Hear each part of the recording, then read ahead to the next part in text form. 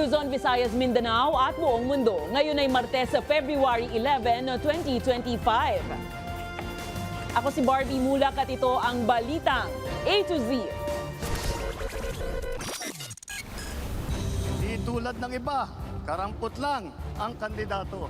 Pangulong Marcos nanguna sa campaign kick-off ng senatorial candidates ng administrasyon. Party list groups nagsimula na ring manligaw ng mga botante.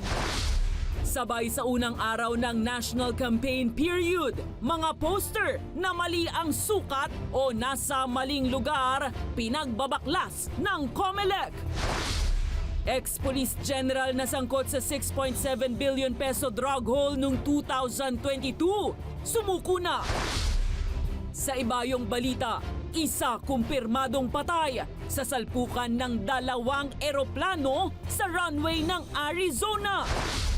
Sa showbiz, award-winning Pinay chef at restaurateur na si Margarita Flores pumanaw na.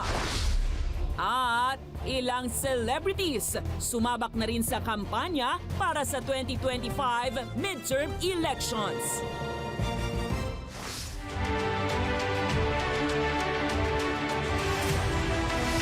Magandang gabi, pambungad sa ating newscast. Sa unang araw ng campaign period para sa national positions para sa senador at party list groups, kanya-kanyang latag ng plataporma ang mga politiko. Mismong si Pangulong Ferdinand Marcos Jr. ang nangampanya para sa senatorial slate ng administrasyon sa kanyang baluarte sa Ilocos Norte. Samantala, umarangkada na rin ang mga kandidato ng oposisyon na inendorso ni dating Vice President Leni Robredo. May balitang A to Z, si Ace Cruz. Complete attendance ang senatorial lineup ng Marcos Jr. Administration na Alyansa para sa Bagong Pilipinas sa Lawag Centennial Arena sa Ilocos Norte sa pagsisimula ng campaign period para sa national positions. Isa rito ang re-electionist at presidential sister na si Senador Amy Marcos. Yay, Senado manen, gagangay laing tigura ken apa, iti pamilya, partido, politika, pati karuba. Tisuro ni tatangko, isang bansa, isang diwa.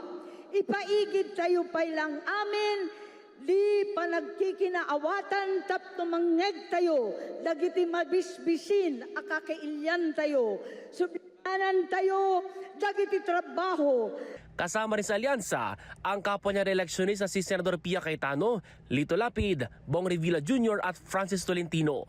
Mga dating senador na sina dating Senador Ping Lacson, Tito Soto III, Manny Pacquiao na binigyan din ang kahalagan sa pagtutok sa pagbibigay ng trabaho sa bawat Pilipino.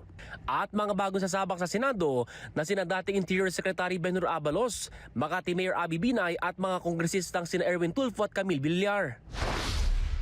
Sa Cavite naman kinasa ang senatorial campaign kick-off ni dating Senador Kiko Pangilinan at Mama Aquino.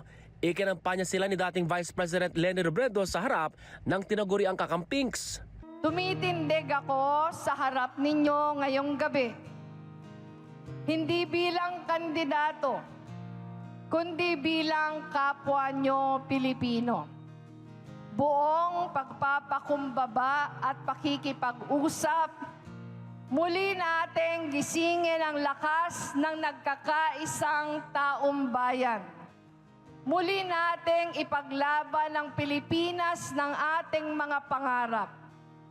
Tara na, ipanalo na natin Senator Bam Aquino at Senator Kiko Pangilinan.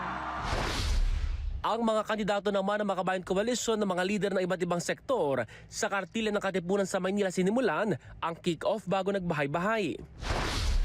Samantala, nagdaos din ng campaign kick-off rally ang Citizens Battle Against Corruption o CBAC Party List Martes ng umaga sa Bocaue, Bulacan.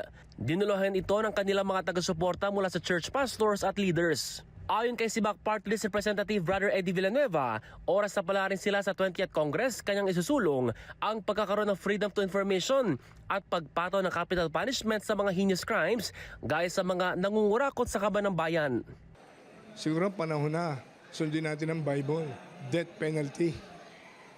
Kasi naglalaro lang tayo eh. Wari, laban natin ang corruption, pero hindi tayo seryoso. Naghihirap ang milyon-milyon tao. Ang nakawan, kaliwat kanan. Sasalagin din ani Villanueva ng Sibak Party List sa kaliwat kanang panukalang batas na makasisira kalaunan sa taong bayan. Para sa Balitang A to Z, Ace Cruz. Umarangkada na ang Operation Baklas ng Commission on Elections ngayong Martes kasabay ng pagsisimula ng 90-day campaign period ng senatorial bets at mga party list. Ang mga binaklas naman na poster hindi raw susunugin, kundi maaaring gawing ebidensya laban sa mga kandidatong lalabag sa ordinansa. Ang Balitang A to Z, hatid ni Naomi Almojano. Pasado alas 5 ng umaga ngayong Martes, Pebrero 11, umarangkadang Operasyon Baklas ng Commission on Elections, kasabay ng unang araw ng pangangampanya para sa mga tumatakbo sa pagkasenador at partido sa 2025 midterm elections. Katuwang dyan ang Metropolitan Manila Development Authority, Philippine National Police at Parish Pastoral Council for Responsible Voting o PPCRV. Mga campaign material gaya ng mga poster at tarpaulin na hindi sumunod sa itinakdang sukat o di kaya na may nakapaskil sa mga ipinagbabawal na lugar gaya ng poste ng mga kuryente ang pinagbabaklas ng komisyon ngayong Martes. Mismong si COMELEC Chair George Erwin Garcia rin ang nagbaklas ng ilang mga poster. Ayon kay Garcia, pasok naman sa sukat ang mga poster na binaklas sa kahabaan ng H. Lopez sa Tondo, Maynila. Ang kaso, sa maling posting area naman nakalagay ang mga ito at hindi pa sumunod sa green campaign ng poll body. Mali rin yung mismong gamit ng mga materyales. Sabi natin, pwede namang gumamit kahit na karton, kahit na papel o kahit na cloth man lang. At the same time, yung mga ginagamit kasi plastic. Hindi po ba sabi natin dapat ay biodegradable yung mga materials na gagamitin? Karamihan sa mga nabaklas sa unang araw ang mga campaign poster ng isang tumatakbong partido na nakahilera sa magkakasunod na poste ng kuryente. Minsan kasi yung mga kandidato o mga partido politikal nag-hire na lang sila ng mga taga-kabit ng mga poster, hindi man lang nasasabihan kung saan dapat ikabit at kung paano yung pagkakabit. Dadalhin muna sa mga local COMELEC office ang mga tinanggal na poster. Hindi raw ito susunugin, kundi tutunawin at kakailanganing i-account ng maayos para malaman kung sino ang mga pwedeng kasuhan ng election offense. Ngayong pong araw na to, onwards, sisimulan na po namin ang pag-i-issue ng mga notice sa kanila to remove the campaign materials. Sa ating pong rules, 3 araw, pag hindi tinanggal, election offense at disqualifikasyon ang haharapin po nila. Desidido ang komisyon na striktong ipatupad ang Oplan Baklas at pananaguti ng mga pasaway na mga partido at kandidato, lalo na pagsapit ng local campaign sa March 28. Samantala, simula na rin ngayong araw ang 120 minutes na political ads sa telebisyon bawat kandidato kada istasyon para yan sa national candidates. Habang sa radyo naman, 180 minutes per station ang nakalaan. Inaasahan na ang sunod-sunod na campaign message para makapag-isip ang taong bayan ng kanilang ihahalal sa darating na eleksyon. Para sa Balitang A to Z, Naomi Almojano.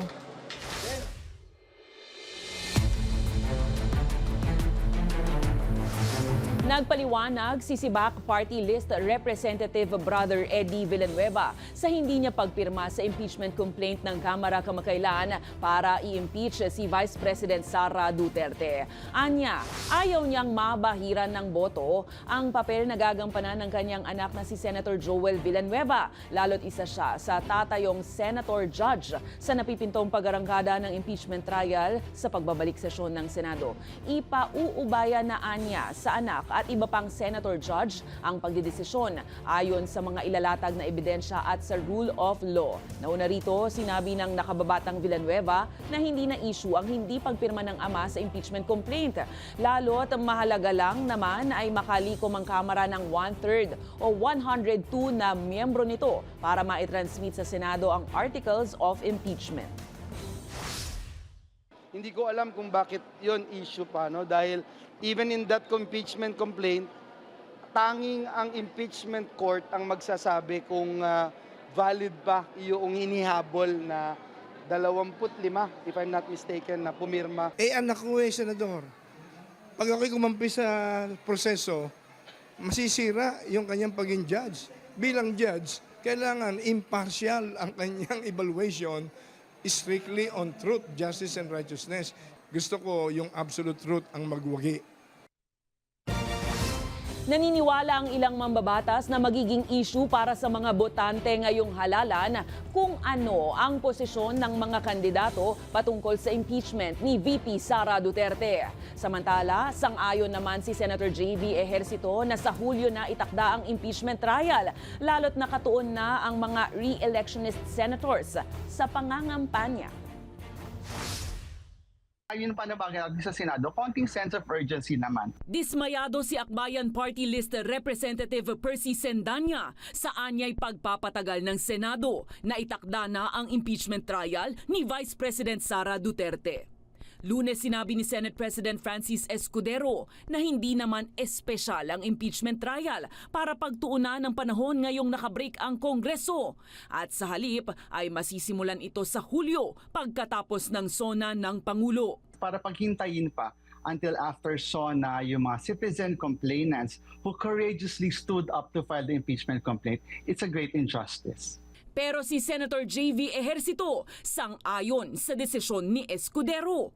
Aminado siyang mahirap paglaanan ng panahon ang special session. Paano makukumpleto yung impeachment court kung kalahati ay nangangampanya? Samantala, inaasahan naman ng ilang kongresista na magiging election issue ang posisyon ng mga kandidato ukol sa impeachment trial ni VP Sara. Absolutely naniniwala po ako na ito ay isang election issue dahil dapat nating tanungin ng ating mga ihinahalal kung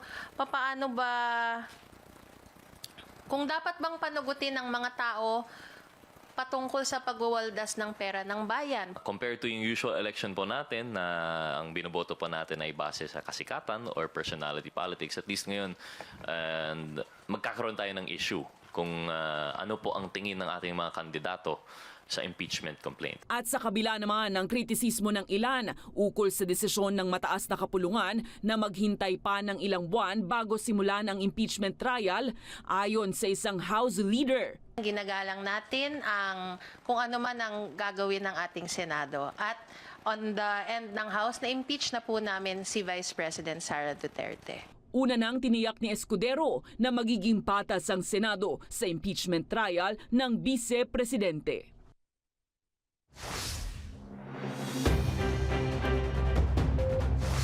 Mga ka-A to Z, tipid-tipid po sa pagbukas ng kuryente. Inanunsyo ng Meralco na magkakaroon ng taas singil sa kuryente ngayong buwan ng Pebrero, kasunod ng pagtaas ng generation charge.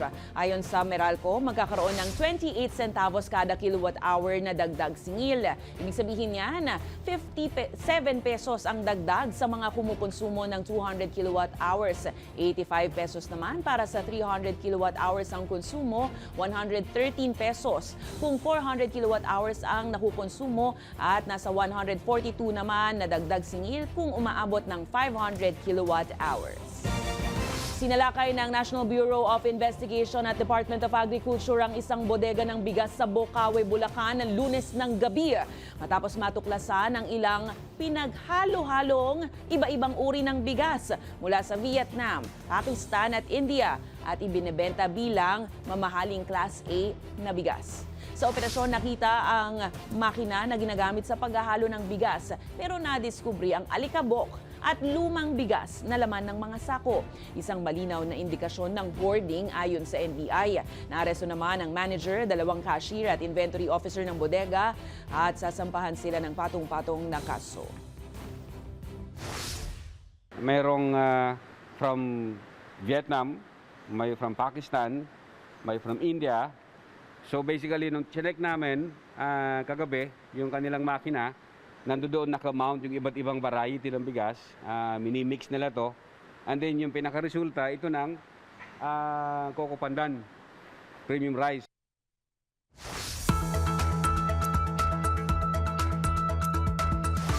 Binabantayan ngayon ng Weather Bureau Pag-asa ang isang low-pressure area na nasa labas ng Philippine Area of Responsibility. Kasalukuyang may layo itong 305 kilometers timog kanluran ng Kalayaan, Palawan at may katamtaman na tsansang maging isang tropical depression sa loob ng 24 na oras. Sakaling tuluyang maging bagyo, papangalanan itong Bagyong Auring at may tuturing na unang bagyo sa Pilipinas ngayong taong 2025.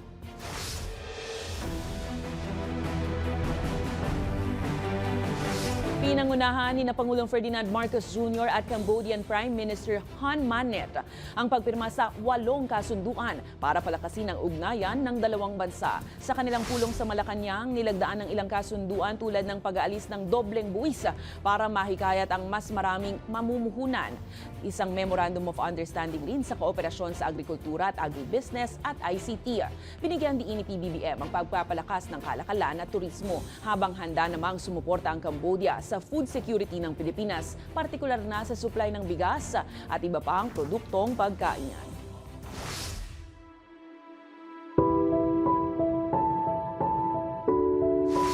Malungkot na balita ngayong Martes, pumanaw na ang sikat at celebrity chef at restaurateur na si Margarita Flores sa edad na 65. Kinumpirma yang balitang yan mismo ng kanyang anak na si Amado Flores. Hindi naman idinetalya pa ang naging sanhi ng kanyang pagkamatay. Si Margarita ang nagtatag ng ilang kilalang restaurant tulad ng Chibo, Luzo at Grace Park. Taong 2016 nang pinarangalan si Margarita bilang Asia's Best Female Chef. Lubos naman ay kinalulungkot ng buong culinary community ang kanyang biglaang pagpanaw. Nakikiramay po ang Balitang A to Z sa pagpanaw ni Chef Margarita Flores. Abangan sa aming pagbabalik, sexual abuses talamak na online. Isang organisasyon ipinaalala ang papel ng mga magulang sa pagbabantay sa mga anak sa social media. At jet sumalpok sa isa pang nakaparadang jet sa USA. Isa patay. Abangan ang kumpletong ulat sa pagbabalik ng Balitang A to Z.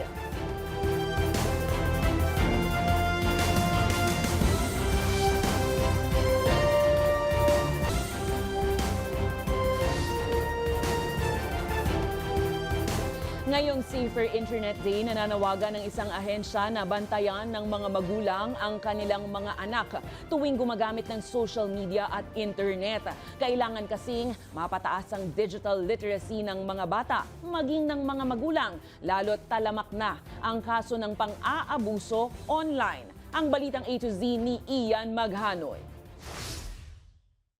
Madalas natutok ang maraming kabataan ngayon, lalo na ang mga tinaguriang Gen Z at maging ang Gen Alpha sa paggamit ng smartphone, internet at social media. Dahil dito, nagiging talamak din ang pang-aabuso na kadalasang inaalok online sa mga menor de edad. Kaya ang ating si Angela sa mga pamangkin itinutuon ang atensyon kapag maluwag ang schedule.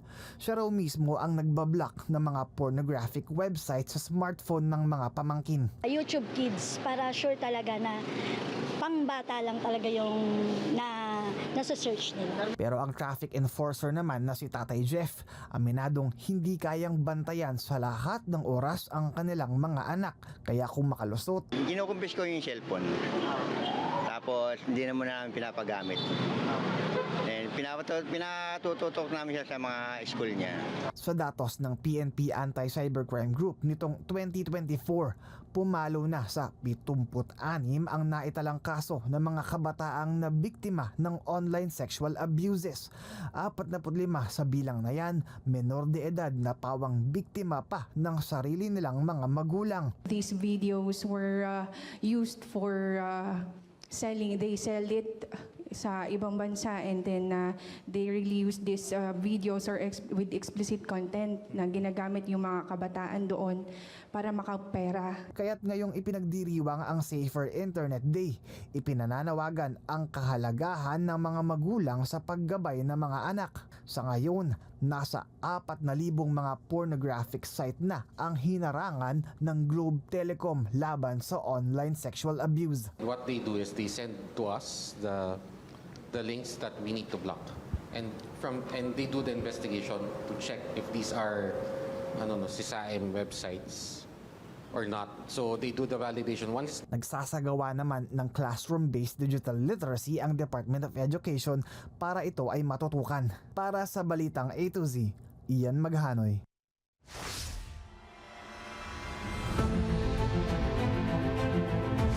Inaasahang lalabas na ng Exclusive Economic Zone ng Pilipinas pagsapit ng Miyerkules ng umaga ang research vessel ng China na Lanhai 101 na naglalayag sa silangang bahagi ng Palawan simula noong February 9. Ayon sa kapitan ng barko, nagmula sila sa Port Klang, Malaysia at patungo sa Shandong, China. Pero dahil sa masamang panahon sa kanlurang bahagi ng Palawan, pinili nilang dumaan sa loob ng karagatan ng Pilipinas. Tiniyak naman ng Philippine Navy na tumatalima ang Lanhai 101 sa mga itinakdang protokol habang naglalayag sa ating karagatan.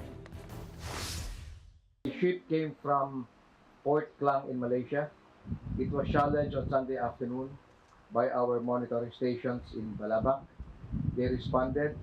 They gave their last port of call, the next port of call, the skipper's name, with 56 crew members.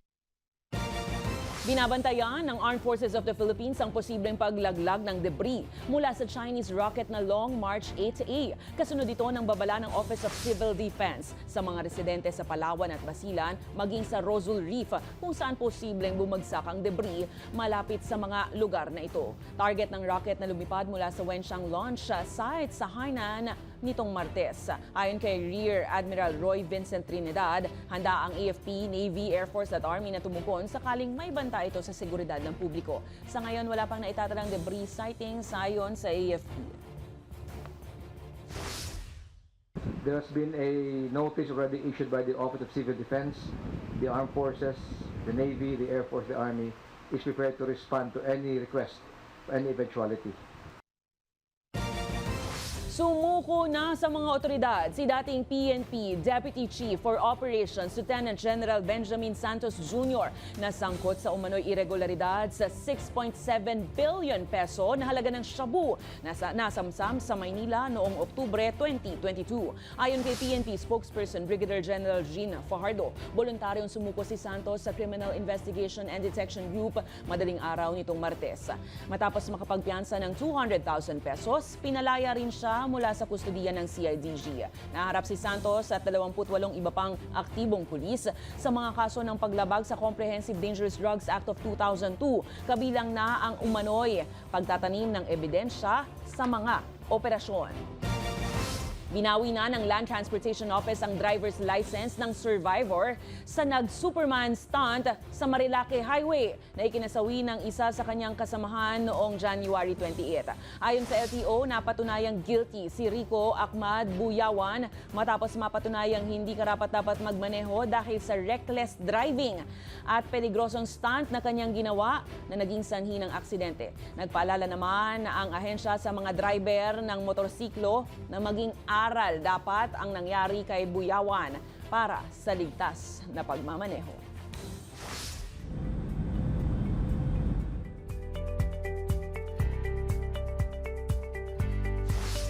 Patay ang isang piloto habang lubhang nasugatan ng ilang pasahero ng Learjet 35A matapos sumadsad sa runway ng Scottsdale Airport sa Arizona, USA at bumangga sa isang nakaparadang Gulfstream 200 business jet Lunes ng hapon. Ayon sa ulat ng mga otoridad, nagkaroon ng aberya sa kaliwang landing gear ng Learjet habang lumalapag na naging sanhi ng aksidente. Patuloy naman ang investigasyon ng mga otoridad para matukoy ang eksaktong naging sanhi ng aksidente.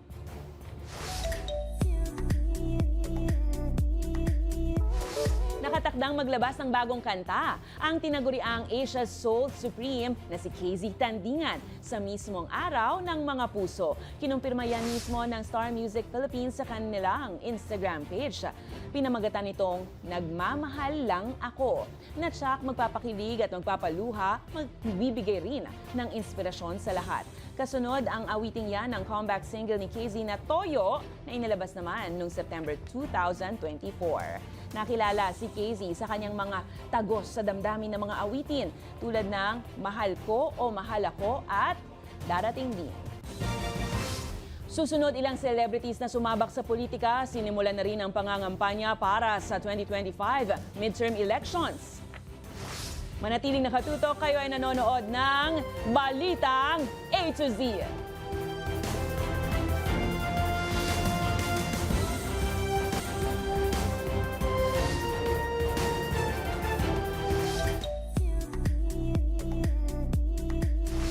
Siyam na pong araw na lang, halalan na.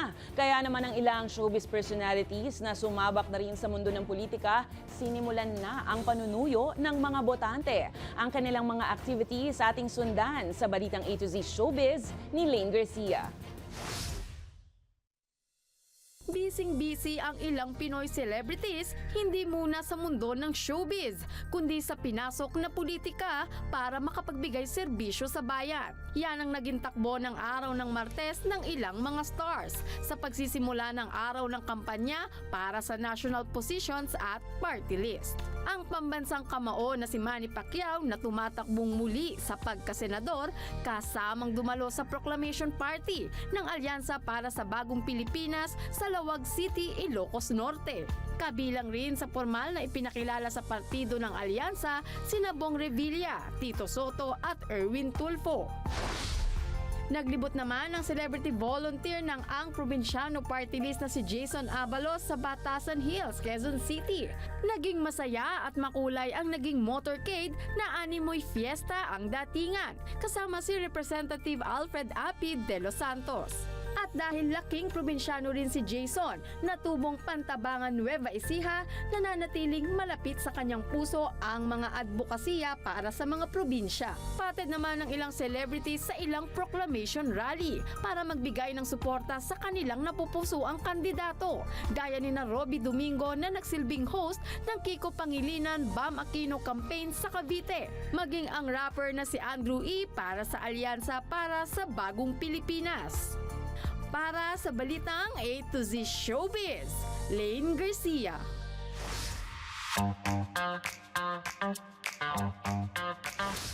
Nalulungkot ka ba at walang makausap ka A to Z? Don't worry, ipinakilala po ng Mixi Incorporated sa CES 2025 conference sa Las Vegas, USA, ang isang makabagong emotional support na robot na dinisenyo para labanan ang kalungkutan at depresyon. Ayon sa kumpanyang bumuo sa robot na si Romy Lakatan, nagbibigay ng tunay na emosyon at natural na nakikipag-usap ang AI model robot na ito na naglalayong bawasan ang pakiramdam ng pag-iisa, lalo na sa mga taong madaling makipag-ugnayan sa iba. Sa kasalukuyan, mabibili pa lamang sa Japan ang naturang robot sa halagang humigit kumulang $570 o halos 33,000 pesos.